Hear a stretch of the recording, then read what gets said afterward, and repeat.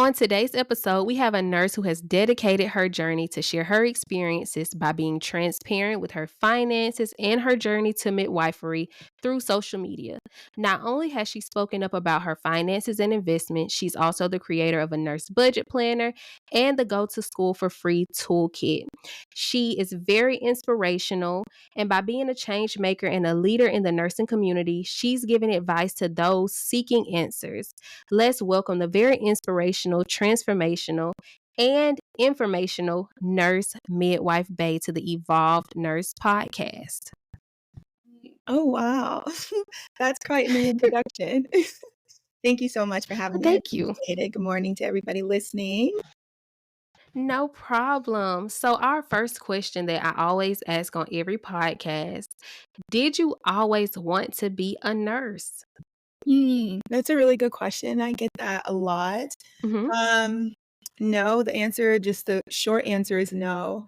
For a long time, I didn't know what I wanted to be. My undergraduate degree is actually in Spanish. At Oh, the wow. time, yeah, at the time I had no idea, but I knew I wanted to travel. So I figured the best way to go about that was to major in a foreign language so that I could study abroad. So I could Hmm. explore more, get to know myself better. So my undergrad is in Spanish, so I lived abroad in Costa Rica for a couple of years.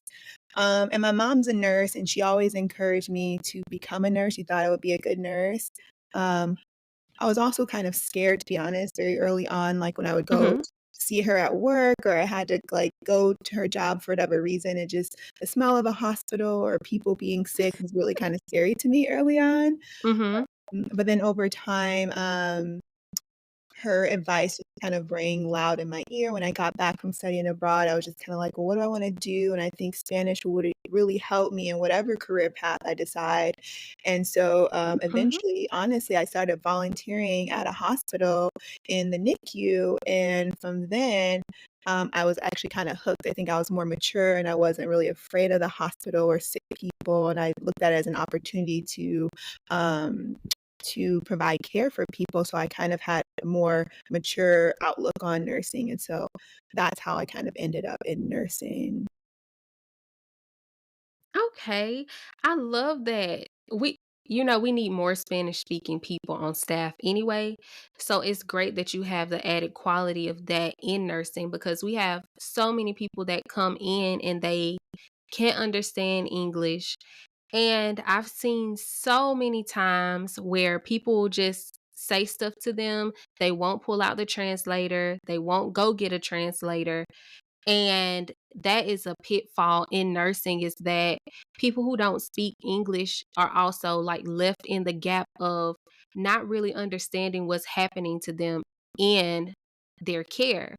So I'm so glad that you decided that after I got my degree in Spanish, went over to Costa Rica, figured out that I truly want to be in healthcare, that you went and you did that and you also have the added feature of being Spanish speaking.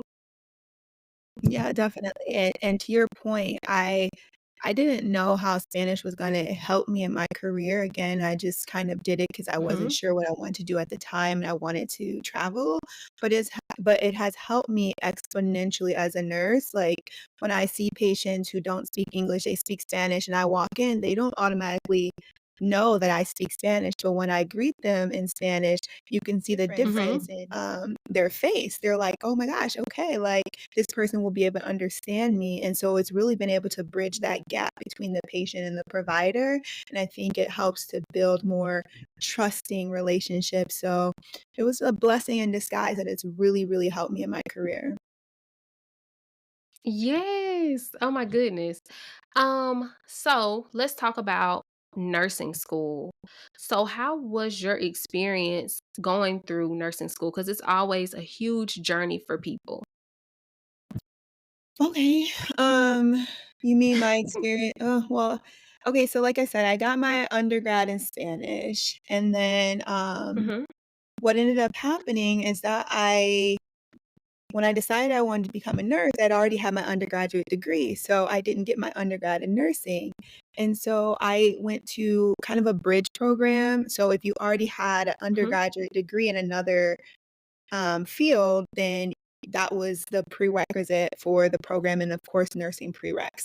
So, I ended up doing a bunch of prerequisites at community colleges, a couple of them in Chicago and in Michigan, so I got all my prereqs done, so I think it took me about the whole summer, and I took, like, 8 classes over the course of the summer, and so then I applied to a master's degree program in Seattle. So I ended up going moving to Seattle where I got my master's in nursing, and it was a lot, like, you couldn't work, you had to commit full time for those 3 years. Mhm. I was one of 3 Black people in my entire cohort. I think there was probably, like, 55 of us around there. Um, then there was 2 other Black women, so 3 of us total. It was I was in Seattle, which was, new to me. I never really lived there before, so it was kind of a learning curve, but, um, I guess specifically, I'm not sure what you wanna know about nursing school specifics. Yeah, no, that is great because I like that you touched on, first of all, you have been all over the place. You you've done community colleges here, there, everywhere, and then you went over to Seattle to go into your master's program. But that's exactly what I want to talk about, like the struggles of being in nursing school. And just because you just mentioned that it was only 3 Black people in your cohort, that was a similar thing to me. When I look around the classrooms, we rarely see people who look like us. Did that become a struggle for you? Was it a culture shock?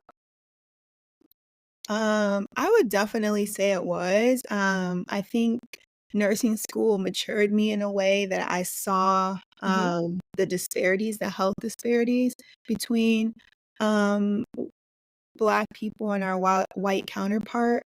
So, very early on in my career, I knew that there was a place for a Black provider because I saw that a lot of times in healthcare, Black people were overlooked. And mhm, so it was a culture shock, but it was also what I needed to kind of remind me that I was in the right place and that I was going on the right path mhm. and that I was needed in nursing. So a So lot of people, they say things like, your purpose is your pain point. So because you saw that disparity, because you saw that we were needed in the field, that is what led you to where you are now. absolutely. Absolutely. It was like I said, very early on in my career, I was like, "Okay, this is the demographic of patients I wanna serve." A lot of other Mhm, people have representation, they have people there who are going to support them, but where are the people who are gonna support this particular demographic? And, that's where I started, that's where I am now. It's where I feel like I'm the most needed as a nurse, and so, yeah, it's really given me purpose in my career. okay. What was your MSN program in? Were you directly going into midwifery, or was it you just getting a MSN in nursing? Okay, so that's a really good question. So our cohort was we started off with master's level nursing courses. So the cohort was mixed of all specialties. So it was nurse practitioners or like family nurse practitioners, psych NPs, geriatric, adult, pediatric, and then women's health NPs or midwife NPs. So we all started the program together. And then as we got into our second year, the end of our second year, we went off into our own tracks, and then we just did courses with our, Mhm, smaller cohorts of our specialty, but it all started as one program. So it was the, degree is in a Master's of Nursing, and so we did the kind of that portion of the BSN since we all already had degrees undergraduate degrees, we kinda did our BSN portion together as one cohort, and then our master's portion mhm. kinda separated off into our specialties after about a year and a half.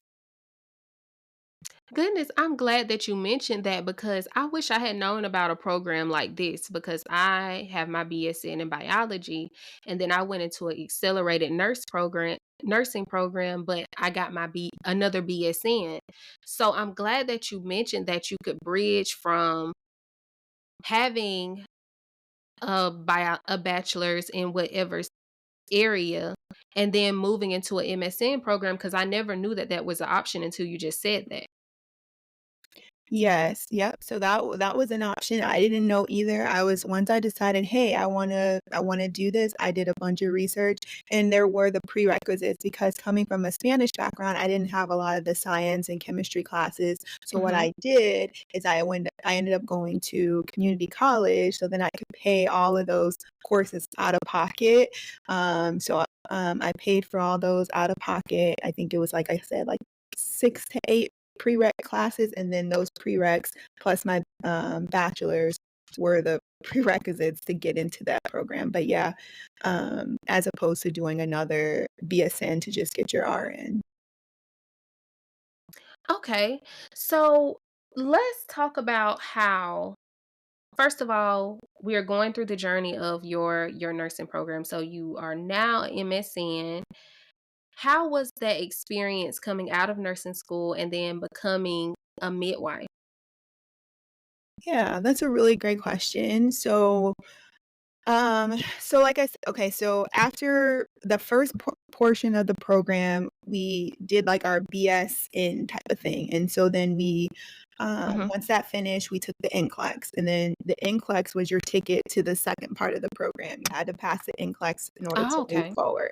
So we got our RN and then we took our specialty courses, MSN courses, and then our specialty track courses. And then we took the board certifications for whichever specialty we were in. So at that time, a lot of it was kind of, the culture that or the expectation that if you were advanced practice nurse that you had some experience as an bedside nurse, and I didn't. Mhm. So I was in Seattle. Before going to grad school, I was living in Chicago, so I'm originally from Michigan. I went to college in Michigan, and then I moved to Chicago, and then Chicago is where I did the volunteering at a hospital, decided I wanted to become a nurse, and so then I ended up going to Seattle for grad school, and then part of your MSN program is you do a clinical practicum at the end, and that's when you just do all clinic, you're not doing any classwork anymore. So I set up my clinical practicum to be in Chicago, worked out that I was able to do that because I was very very focused on getting back to Chicago. So when I came back to Mhm. Chicago, I did my Homesick. clinical practicum in Chicago, and then I decided, like, it was a little challenging. I just applied everywhere, including, like, bedside roles. So I ended up getting a position at Cook County Hospital in labor and delivery bedside. So I said, "You know what? Let Mhm. me go ahead and continue to study for my boards, get a little bit of that bedside, clinical skill set or bedside skill set under my belt, and then I'll apply for a midwifery position." So I ended up doing bedside for 2 years in women's health, so in labor and delivery and postpartum. And then from there, it was like a smooth transition. I was able to get my first, job, at a FQHC, which is a federally qualified health center, which focuses on low income, underserved demographics of patients. So I was able to transition there. It's all that's where I did my clinical practicum, so I was really holding out to get in there because it's kinda hard to get in there, not Mhm. because I was a new grad, but mostly because they didn't have any openings yet. So so yeah, I was able to transition back there when I was doing my clinical practicum. I had gotten in touch with HR, and so they knew who I was. So once there was became a role available, I applied to it, and so I made that transition. And I think I was better off because I did have that RN skill set underneath me. I don't think you have to have it. I don't think it's necessary, but I do think it did make me a more well-rounded midwife. Oh my goodness. I love your pathway is so different from anybody that I've ever spoken to. Really? Because now, like, yes, it's very different. Like, just talking about the bachelor's to MSN program, that was different. But also the fact that you had no experience on bedside. So it's always this big argument within the nursing community. Even if you have your BSN, that you need all of these hours or all of these years before you decide to go into um NP school, midwifery school, they always want you to have a whole bunch of experience. But I'm glad that you're showing and highlighting this new route to being a midwife, an NP, because that's something that I have never seen before. Mm, mhm. So, even the nurses that I went to school with, when they left out of our accelerated program, graduated, and they went right into the NP program. There was contention about that because people were like, "Well, you need to have X amount of years before you go and you do this." But Mhm. I'm so glad that you're showing and shedding a light on, like, a new pathway, because it's more than one way to skin a cat. Absolutely. This was just your way that will help other people who want to go into nursing and higher education, that you don't have to go and spend umpteen years trying to be a nurse, then going and doing all these years at bedside, then taking the next step to go and get your MSN or your DNP. I'm so glad that you said that because I had no idea. Yeah, it is really interesting. It is a non-conventional pathway, and I also think a lot of that has to do with just not knowing what I wanted to do. So I think that there is a more Mhm, linear path for those who, who know early on that, hey, nursing is what I want to do, like no ifs, ands, or buts. I do think there's a linear pathway, and I do have my thoughts about the best pathway, quote unquote, to becoming a mhm. nurse that way if you already know what you want to do early on. But yeah, for those who are like me who just had some trouble kind of figuring out what they wanted to do, there is a pathway to where you want to get, and it doesn't have to take you a really long time, as you mentioned. Okay, I love that. So, for the nursing students, because I know that you have your toolkit for how to go to school for free. Did you get your student loans or what have you paid off in the front end or the back end? Because I saw that you just said that you worked for FQC. Did they end up paying for that for you, or did you maneuver scholarships and those things? Yeah, so that's a really good question. And so I got my loans paid for on the back end. Not because I didn't try. It was Mhm, things are different when I went to nursing school, and the application process was different. But like I said in my toolkit, and I've mentioned before on my Instagram, it took me 5 tries before I was able to secure the funding to pay off my student loans on the back end. And working for a federally qualified mhm. health center was made me a candidate for the funding. So the FQHC itself didn't pay for the funding, but it makes you a candidate for the funding. Okay. Look, I am learning so many things today talking to you because I had no idea about that either. But what would you tell nurses or student nurses, people who want to come into this area, that they should do when looking for funding so that they can go to school for free?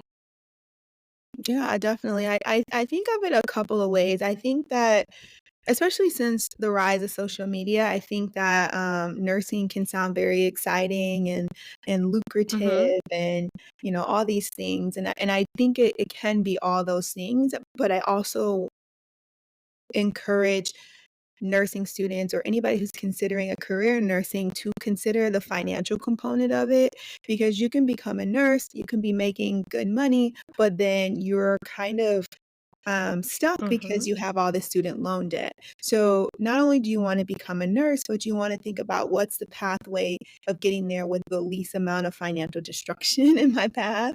And so, so if you weren't somebody who earned a full ride scholarship to your undergrad, like let's say coming out of high school, you earned a full ride scholarship to nursing school, then great, that BSN is already covered. But if you're somebody who didn't earn a scholarship, I would say there's nothing wrong in considering going to a community college where you're able to get those same classes for a fraction of the price. And once you get your associate's degree, um, then you can already be working as an RN, and a lot of times the RN job will pay for you to become a BSN. Mhm. A lot of people don't know that, so if you do community college, pay for that community college, I mean, you can get some student loans if you really need to, but it's gonna be a fraction of the price of a BSN, and then get your first, nursing job, RN job, and then they'll pay you usually to go back to school to get your BSN, and then, you can do the scholarship, like the scholarships in my toolkit that I, talk about, they will pay your tuition up front and even give you a living stipend because most MSN programs, require you to be full-time, so they'll not only you Mhm. never have to take a loan out on in your name. The funding will pay the school directly and then give you a stipend, and so that way your student loans are paid for, and then when you come out, when you graduate, all the money you make is actually yours as opposed to now you're paying back student loans for however many years. So it's always something to consider when going into nursing. How are you gonna pay for it so that you're not spending the next 10 to 15 years 20 years of your career paying it back. I look, I love that you just give all this information to people. And I really think that if nursing students or people who are looking to go to nursing school that are listening, that you take heed to what she's saying and then go to her Instagram, find her toolkit and download it yourself because it's going to be very important that you don't find yourself paying a whole bunch of money on the back end of doing all the work so that you can make a lot of money. So I do want to pivot into you speaking about finances. What made you make your nurse budget planner? Um, so, like a lot of people, I'm no different. I'm only speaking from experience, Mhm. but when I became a nurse, it was, like, the most money I've ever seen on a paycheck ever, so what did I wanna do? I Mhm. wanted to spend, I wanted to shop, I wanted to travel, so I didn't make the best financial decisions early on in my nursing career, and I would say, like, 2 or 3 years into my nursing career, I was just like, what do I have to show for what I've been doing for the last 3 years? I felt like I didn't have Mhm. a good understanding of, like, when you get a new job and you enroll in these benefits, I still felt like I didn't know what the benefits package meant. Like, what should I opt into? What should I be doing? Like, how do I invest for retirement? So I felt like after about 3 years, I really wasn't making the best financial decisions, and so I decided to read some books and educate myself on money, and so what I realized is that if you don't if you have to have a plan for every dollar that you make, and I know Mhm. having a budget is not sexy, but it's so necessary, so it At actually all. And at first, I thought it was very restrictive. I was like, "Oh my god, budgeting is just not fun. Whoever wants to nobody wants to hear that you're on a budget. It just sounds broke and all this." But then I realized over time that a budget is really it's a tool for it's actually about creating freedom in your life and creating freedom with your finances, because if you give every dollar assignment and you know where every dollar of your money is going, there's a lot of freedom in that, and so that's really what inspired me to create a budget so that I can help other nurses or inspire other nurses to feel that freedom. Because just like there's this momentum that comes from spending and having things and that and doing this and that and buying, there can be that same momentum created on the other end of, like, watching your bank account grow and watching your portfolio grow. Mhm. So, I got a lot of I got a big kick out of being able to do that, and so I just kinda wanted to share. Okay, I love that. What books did you read in order to change your mindset around money? Okay, so the main one was Rich Dad Poor Dad. That will Mhm. if you're starting from ground zero, that will completely change your mind on money. And then another one was called Think and Grow Rich. It's a Mhm. great mindset book if you're into, like, law of attraction. It's just kind of like, the power of your mind, the power of positive thinking, and so, those were the 2 that really got me started on my journey. So Rich Dad, Poor Dad by Robert Kiyosaki, and, Think and Grow Rich by Richard Murphy, I think. Okay. I have read both of those. You say you read both of But they them? do definitely I have, and Yeah. they transform your mind into how you think about your money and remove the emotional component behind it. Mhm. Because most of the time we have an emotional attachment to money. Mhm. And so that emotional attachment will either A, lead to you holding on to it, which is one of my negative attributes to money. Never want to be broke again. Always want to hold on to my money. Mhm. Which stifles me from making investments. Or you can have the mindset of I have a lot of money. Now I can do things. So now I'm spending all my money as opposed to investing and doing things. Mhm. So it really removed the emotional component behind me and my money. Now you do have to make sure that you're keeping up with that because if not, you'll still fall back into the pitfalls of where you used to be when Right. it relates to money mindset. Absolutely, and it's so easy to do. It's so easy to do, to go back to where you're comfortable. Mhm. It's so easy to be comfortable, but we also have to remind ourselves that it's better to be uncomfortable than to be comfortable.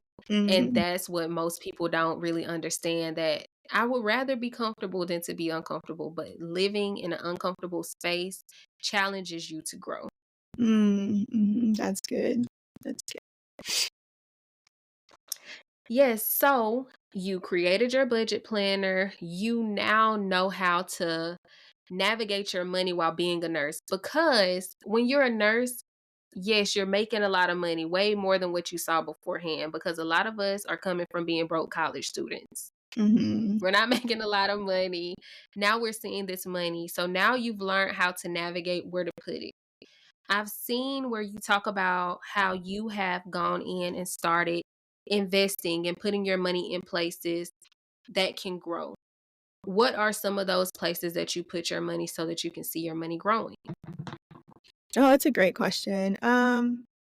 So I put my money in a 401k. Mhm. I put my money in a Roth IRA, and then I invest that Roth. I put my money in a HSA, and I invest those funds. And I also did invest in some real estate, Mhm. with a group. I had a group of my friends. We invested in a real estate, it's like a flip. And so that's one of the things that I've also played around with. But the biggest things are or the things to kinda get you started that are just kinda traditional, like you can kind of bank on them. It's gonna be a 401k, whether you do like a traditional 401k Roth 401k or do a 401k through Mhm. your employer, or you do, a Roth IRA. So the difference between the 401ks is just that you are not paying taxes on that money until after you retire and you go to withdraw those funds, then the taxes come out. And then with a Roth Mhm. IRA, those are post-tax investment dollars, so they take the taxes out at the top, and whatever you invest, whenever you take it out at retirement, you don't pay any taxes on it. And then with a HSA, um, it's something to consider, especially if you are interested in entrepreneurship and you wanna have, money for healthcare, concerns, but you can also invest that money as well, so it doesn't just sit in an HSA account like a FSA, which is a flexible savings account. There's also funds that Mhm. you allocate towards healthcare costs. The HSA, the health savings account, can actually be invested and it rolls over, whereas an FSA, it can't be invested and it just sits in the account. It doesn't grow, but it is, you don't pay taxes on it. Okay. I love that you said that because there's so many people that need to know this information that have no idea where to put their money, the first step in investment. But how did you navigate getting your group of friends together so that you can basically create a real estate group? Actually, I was approached. So one of my friends, Mhm, was really interested. She's a dentist, and she's kinda at that point in her life and her career where she's starting to think about, "Okay, like, I want my money to do more. I want it to work harder for me." And so, she reached out to me and some of our other friends, and so, it just kinda came together. We kinda planned for about a year, and we started an LLC and all that before we made the first purchase. So it was kind of a year in the making, but, my friend reached out to me about it. okay. Did you see any pitfalls from doing that?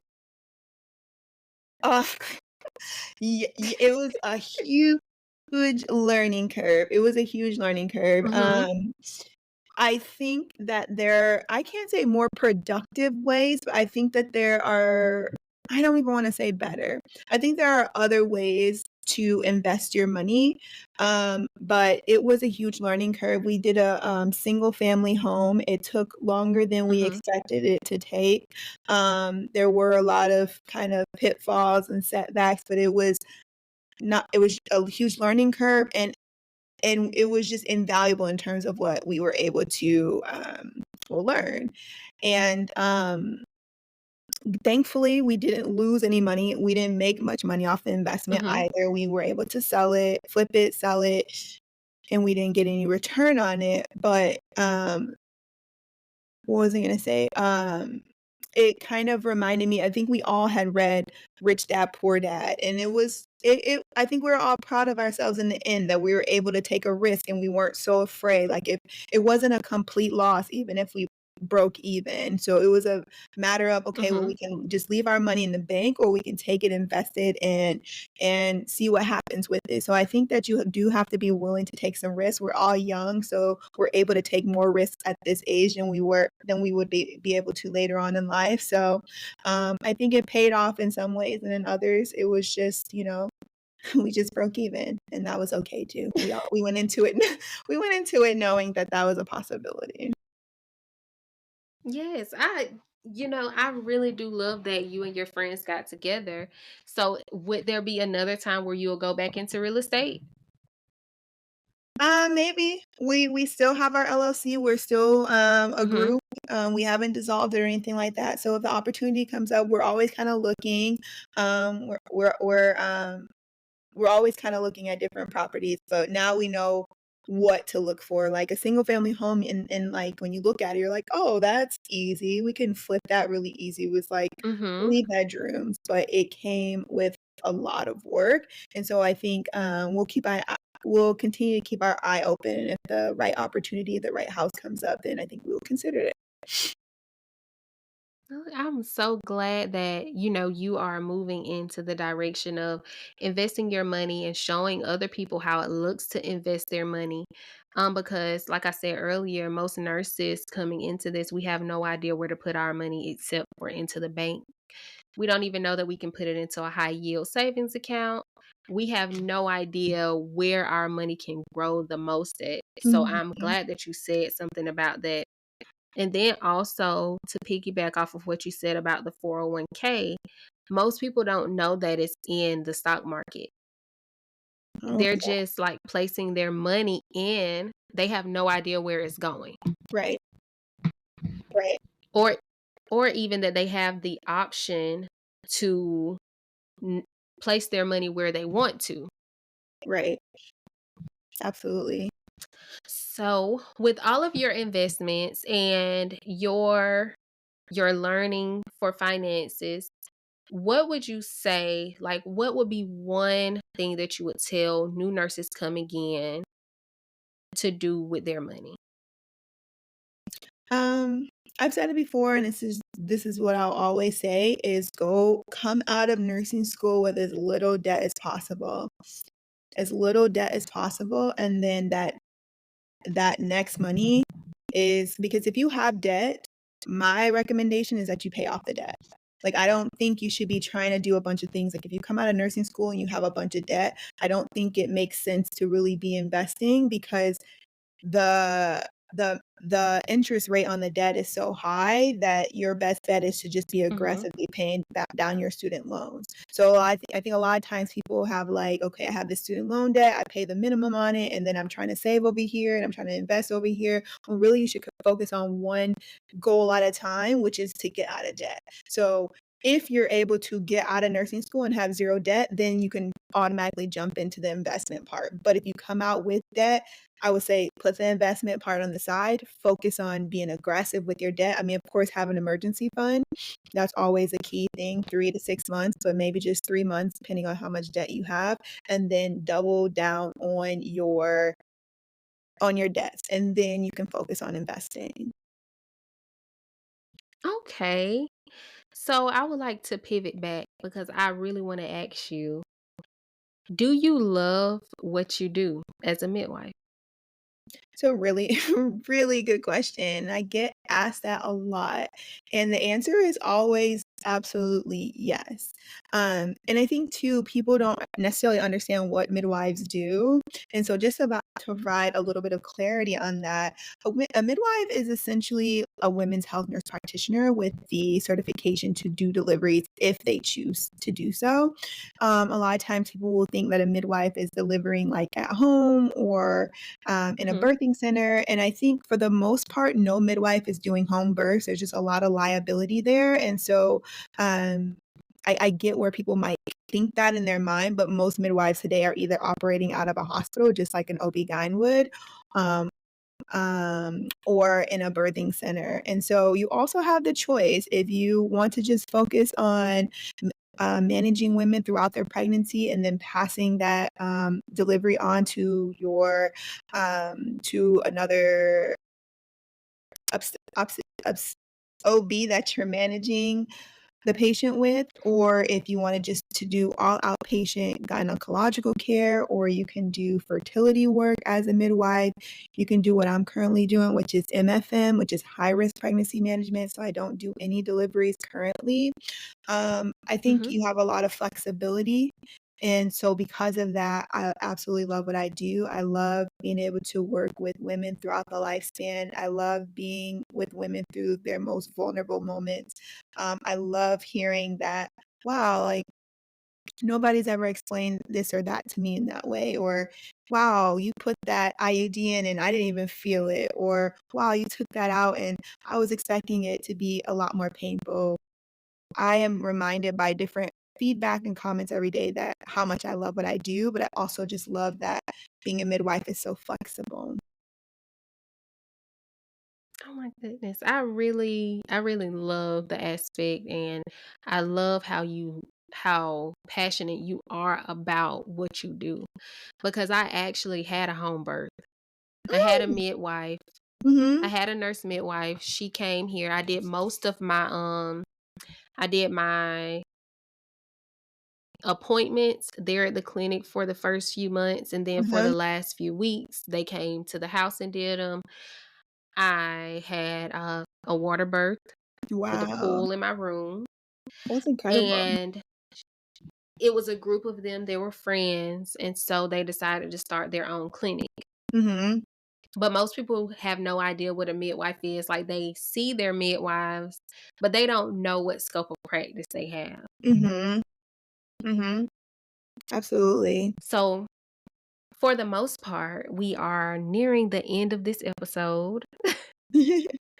And I really do appreciate you for coming on and talking to me about all things nursing, midwifery, finances, because these are some of the things that people need to know when coming into nursing, period.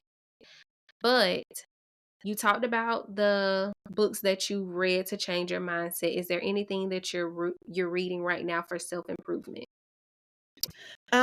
Well, interesting enough, I spent I think the most part of 2020 to 2022 reading a lot of self-help books. Now I've gotten back into, Mhm. like, fiction. My genre of choice has always been historical fiction. Um, I Mhm. feel like it gives me an ability to relate to people from different eras, and it takes me on a time travel. So now instead of focusing so much on, like, changing myself, I am focusing on enjoying, my reading. So I'm currently reading it was actually pretty viral on TikTok. It's called This Little Life, which is not typically something I would reach for, but that's also what I've been doing is just, reading things that wouldn't necessarily jump out at me. So no, I'm just reading for leisure right now. Um, yeah. Okay, and I've noticed that with a lot of people, like the self-help books, we've read all of those. They seem kind of redundant. We've learned how to self-help. So now it's going back to us reading fiction and enjoying our reading more now. But with that being said, where can we find you? Yeah, so you can find me on Instagram at Nurse Midwife Bae, Bae. I'm also on YouTube, same name, Nurse Midwife Bae. For those of you who are considering a career in nursing, so you're a nursing student, or you're maybe in high school and considering nursing, or maybe you're just wanting to transition from your current career to nursing, I do have a toolkit, how to go to nursing school for free, linked in my Instagram bio for those who want to go the scholarship route, which is what I would recommend. And if for whatever reason you're not able to secure the scholarship, there's funding opportunities for loan repayment after the fact, so after you become a nurse. And like I said, that's my biggest tip for new nurses is that, hey, how are you going to pay for this? Try to go into nursing school or come out of nursing school with as little debt as possible so that all the money that you're making is yours to invest and create the financial future and financial freedom that I think that we're all ultimately looking for. Thank you so much. You're 'Cause you welcome. Thank you so I'm much I'm for so having serious. You me. didn't have to come on here, but you did, and I appreciate it. So, if you all have made it to the end of this episode, I hope that you've enjoyed it. This has been a great conversation with Nurse Midwife Bay on Instagram. If you all have any questions, you can send them to the Evolved Nurse Podcast at gmail.com, or you can go and add us or follow us on the Evolved Nurse on Instagram. You all have a great day. Thank you for coming on.